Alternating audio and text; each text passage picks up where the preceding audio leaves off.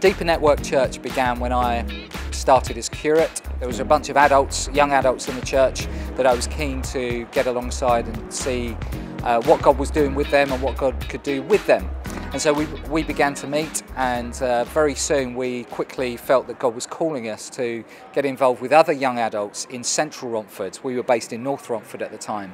And so we explored lots of different ways we could do that, and after quite a journey and exploring lots of different things, we ended up really feeling God was calling us to serve the pubbers and clubbers who come into Romford over the weekend. And so on Friday nights we set up a gazebo just near the pub and club area, and we serve refreshments from 10 in the evening until 2 AM on a Saturday morning. Over the weekend there's around 10 to 12,000 young people and young adults that come in to enjoy the nighttime economy. And so there's a huge number of people that are never engaged with church, they never go to church, most of them, and they never experience church. And we are out serving with the street pastors on Friday nights, and we have all sorts of different conversations. Some people just take a drink and really appreciate that and just feel blessed by that. And that has opened up a whole series of conversations. Some people are very keen to talk about all their issues of why they love church, why they hate church, their experiences of church, good and bad. And other people have genuine faith encounters as we talk and discuss what they're feeling. And sometimes we have an opportunity to pray for people as well. On numerous occasions, I've thought to myself, I'm engaging with more people and on a much deeper level than often I would with people in a church building. And so we're right where the people are. We're doing that incarnational mission thing, trying to serve them where they are.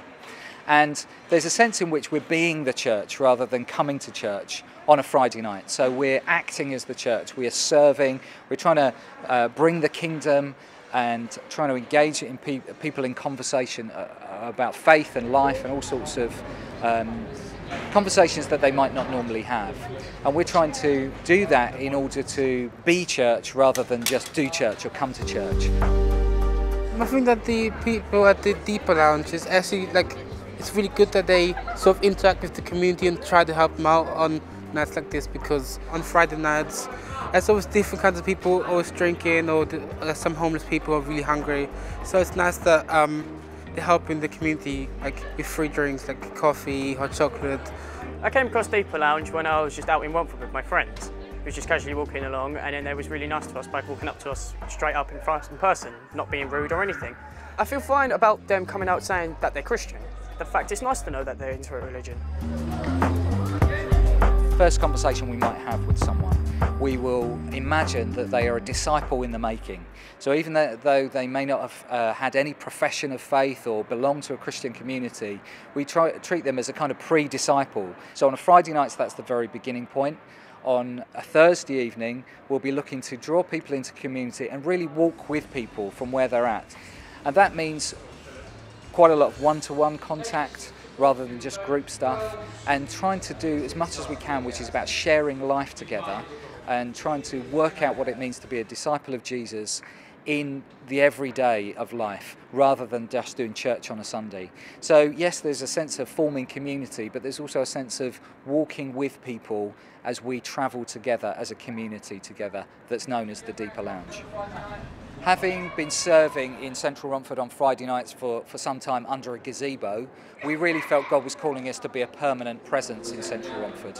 And so at the start of this year, we took on, in great faith, the rent of a shop that is also now known as the Deeper Lounge. So we meet for worship on Sunday mornings, we use it on a Thursday evening to engage with the Deeper Lounge community, we use it as a youth space on a Wednesday evening, and we just will open it up, the Deeper Lounge, as well as a community cafe during the week as well. There's also a prayer space, and we're very keen that people use that with lots of different things going on in there. And the idea is that people who might never darken the doors of a normal church building will be able to have a time of reflection, a time of prayer within that safe and interactive prayer space. I had a bit of a bad time in the past, but I heard Alan's testimony on how he found Christ, and I could relate to it in a lot of ways.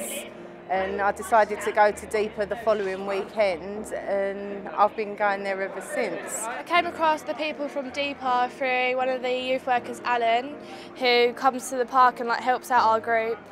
And he has the shop as well, the Deeper Lounge, and we go there quite regularly, so helping him out and stuff like that. I think finding things like the Deeper Lounge in the town centre is quite unusual. I haven't really seen anything like this before, which I think is quite good.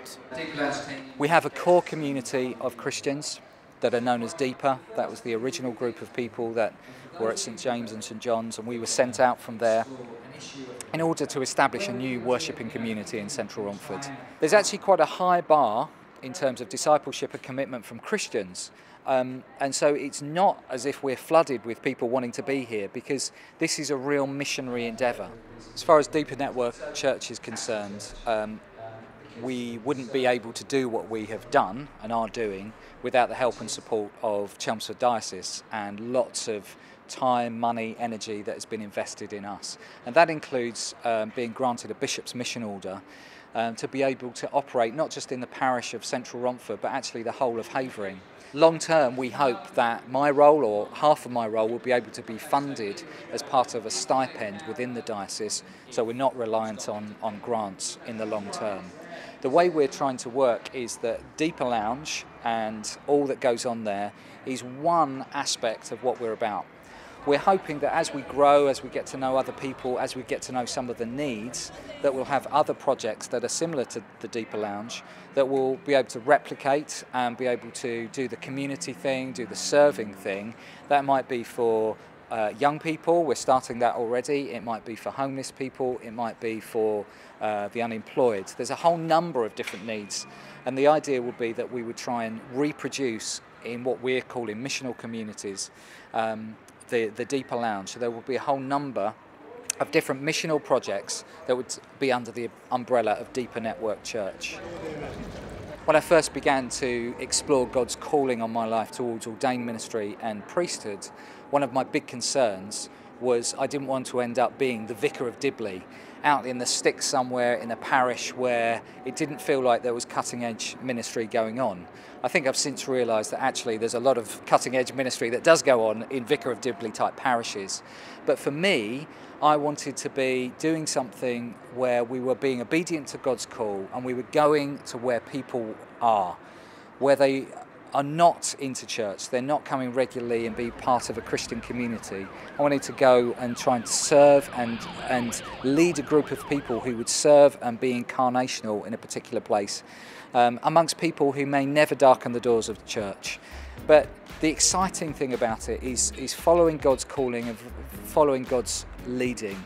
Naturally, I'm not a pioneering extrovert kind of person, but there's a sense in which we're trying to be obedient to God's call and follow where He leads us. And at the moment, this is where He's led us, to be in this place, to be establishing a beacon of light in a place where there is not a lot of light that goes on, in order to be a transforming presence in the community.